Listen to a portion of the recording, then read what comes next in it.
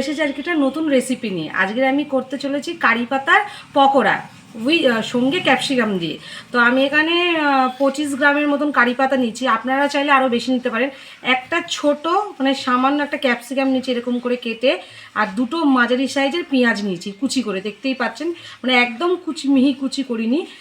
দেখুন এর মধ্যে সামান্য একটু পরিমাণে নুন দিচ্ছি, মানে নুন একটু দিচ্ছি, আপনাদের স্বাদ অনুযায়ী নুন দেবেন। একটু সামান্য চিমটা হলুদ, একটু চিমটা জিরে গুঁড়ো, আর একটুখানি গুঁড়ো লঙ্কা সামান্য, যেহেতু আমরা ঝাল খাই না। তো আমি এই পুরো জিনিসগুলো একসাথে মাখিয়ে নেবো। তা আপনারা চাইলে কেউ কাঁচা লঙ্কাও দিতে পারেন, কিন্তু যেহেতু আমরা আগেই বলেছি যে আমরা ঝাল খুব একটা বেশি খাই না, আপনাদের যদি একটু বেশি ঝাল দিতে ইচ্ছা করে তো আপনারা আর একটু গুঁড়ো লঙ্কা দিতে পারেন বা আর একটু কাঁচা লঙ্কা কুচি দিতে পারেন। তো এইটা আমি সুন্দরভাবে মাখিয়ে নিচ্ছি, দেখছেন। এটা এরকম করে মাখিয়ে নিয়ে আধা ঘন্টা রেখে দেবো। আধ ঘন্টা পর এসে আপনাদের দেখাচ্ছি। আধ ঘন্টা পর চলে এসেছি। তো দেখতেই পাচ্ছেন একটু নেতিয়ে টাইপের গেছে, জলও ছেড়ে গেছে। তাই আমি এর মধ্যে এক্সট্রা কোনো জল অ্যাড করব না। এর মধ্যে অ্যাড করছি একটু, দেখতেই পাচ্ছেন, সুজি। এর মধ্যে একটু সুজি অ্যাড করছি। অনেক আপনারা চালের গুঁড়িই ব্যবহার করতে পারেন, কিন্তু আমার ঘরে যেহেতু চালের গুঁড়ি নেই তাই আমি একটু সুজি অ্যাড করছি। আর এর মধ্যে সামান্য, দেখতে পাচ্ছেন আমার হাতে কতটুকু আছে, সামান্য পরিমাণ একটু চিনি অ্যাড করলাম, কেন ক্যাপসিকাম দিয়েছি তো, ক্যাপসিকামের টেস্ট একটু খাড় টাইপের লাগে, তো একটু চিনি অ্যাড করলে ব্যালেন্স হয়ে যাবে।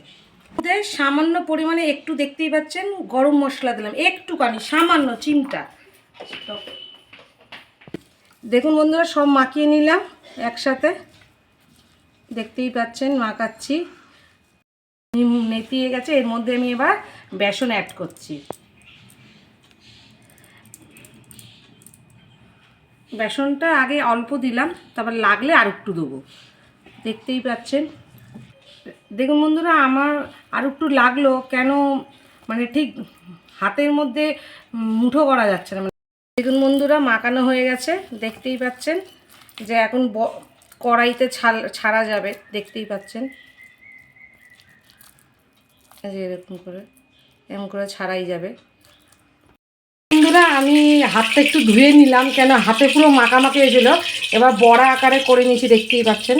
এই যে এরকম করে কড়াই ছেড়ে দিলাম, কড়ার তেলটা গরমও হয়ে গেছে। দেখুন বন্ধুরা, আরও একটা ছেড়ে দিলাম, এরকম করে কয়েকটা পরস্পর ছেড়ে দিচ্ছি। দেখুন বন্ধুরা, কি সুন্দর একটা গন্ধ বেরোচ্ছে। আপনারা ঘরে করলে বুঝতে পারবেন যে এর গন্ধটা কত সুন্দর বেরোচ্ছে।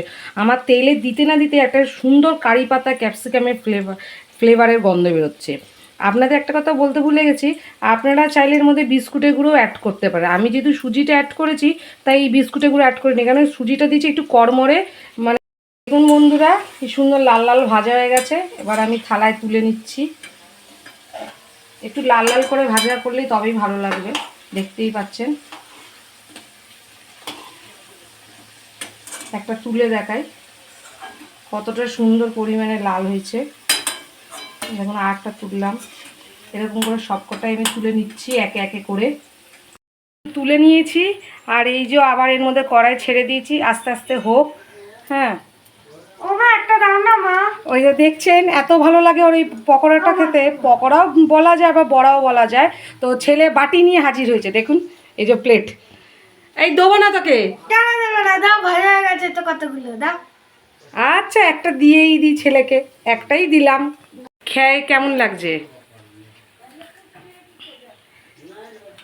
খুব সুন্দর লাগছে বন্ধুরা, খুব ক্রিস্পি কড়মড়ে হয়েছে। আপনারা কোনো এক সময় এটা বানিয়ে খাবেন, বড় আমারও খুব দারুণ করেছে। টাটা বন্ধুরা। বন্ধুরা, আমি প্লেটে সার্ভ করে দিয়েছি কারি পাতার বড়াটা। এটাকে কারি পাতার পকোড়াও বলা যায়, পকোড়াটা একটু গোল গোল হয়, আমি একটু চ্যাপটা চ্যাপটা করেছি বলে তাই আমি এটাকে কারি পাতার বড়া বলছি। যদি ইচ্ছা লাগে বা ভালো লাগে আমার এই রেসিপিটা, আপনারা ঘরে একবার বানিয়ে খাবেন। খেয়ে কেমন লাগলো, ভালো লাগলো কি খারাপ লাগলো, সেটা দুটোই আমাকে কমেন্ট করবে। ভালো লাগলেও বলবেন, খারাপ লাগলেও আমাকে কমেন্ট করবেন। আচ্ছা বন্ধুরা, রাখছি, টাটা, বাই।